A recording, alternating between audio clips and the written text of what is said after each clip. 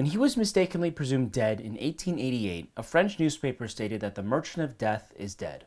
Alfred Nobel, the famous inventor of dynamite, saw what his legacy would be, one of death and hate. And some say in this moment he was inspired to change his potential legacy to one of peace and celebration. Let's go. Alfred Bernhard Nobel was born on October 21st, 1833. He was a Swedish chemist, businessman, engineer, but most importantly, an inventor. From an early age, Alfred had a fascination with chemistry and engineering. Now, this may have been brought on by his father, who was also an engineer and an inventor. Now, Alfred's father ran a successful factory that built explosive mines and machine tools in St. Petersburg, Russia. And as he grew up, Alfred was able to build off of his curiosity by receiving an excellent education, courtesy of his parents. And by a young age, he had experience as a chemist, an engineer, and spoke multiple languages. After his dad's company went belly up in 1859, Alfred and his family moved back to Sweden, where Alfred started to experiment with explosives. Now, at the time, the most commonly used explosive was black powder. So to give you an idea, if you've ever seen a war movie from the 1800s and you see soldiers firing their guns or cannons, well, when they'd fire, you'd see a quick, bright flash and then a ton of smoke. That's black powder.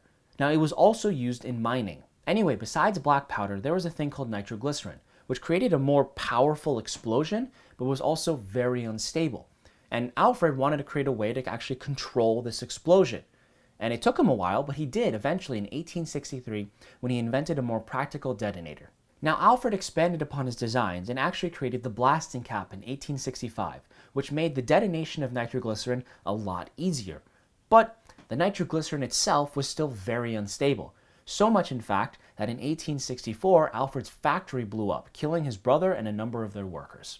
Now, here is where Alfred invented dynamite. After years of research, he discovered that nitroglycerin was absorbed to the dryness by kieselguhr, a porous siliceous earth, and the resulting mixture was much safer to use and easier to handle than nitroglycerin alone. Alfred dubbed his new invention dynamite after the Greek word for power, which is dynamis. Pretty soon, Alfred's invention was being used across the world to dig canals, build railways, roads, and blast tunnels. And, never one to stop, Alfred continued his research and discovered even more powerful forms of dynamite, which he patented and dubbed gelignite and ballistite. Sticking to his image, Alfred eventually owned the company Bofors, a steel and weapons manufacturer, which he developed into an arms and weapons factory. So at this point, Alfred Nobel is pretty much globally recognized for all the death and destruction that his companies and inventions bring.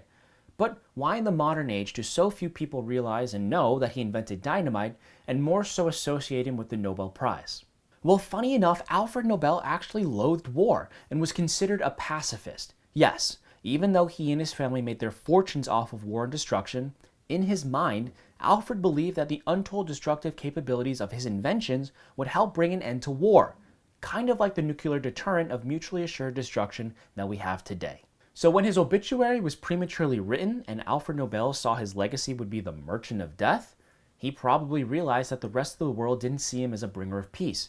This is probably the actual motivation that he had to actually create the Nobel Prize. But we can only really speculate because Alfred didn't share his plans with anybody before his death and actually surprised his family with his plan when his will was read. Now, at the time of his death, Alfred's fortune was worth around 31.5 million Swedish crowns, or about $250 million in today's money. And the will stated that 94% of his estate would be set aside to establish the Nobel Prizes, with the set categories of physics, chemistry, physiology or medicine, literature, and peace. Economics was later added in 1968. So, starting in 1901, each winner was awarded a gold-plated medal, a diploma, and a monetary prize, which today is a little over $1 million. Today, the Nobel Prize is one of the most prestigious awards any individual can earn. Some of the more notable winners are as followed. Marie Curie, who actually won 2 awards, in physics in 1903 and chemistry in 1911. Martin Luther King in peace in 1964. Albert Einstein in physics in 1921.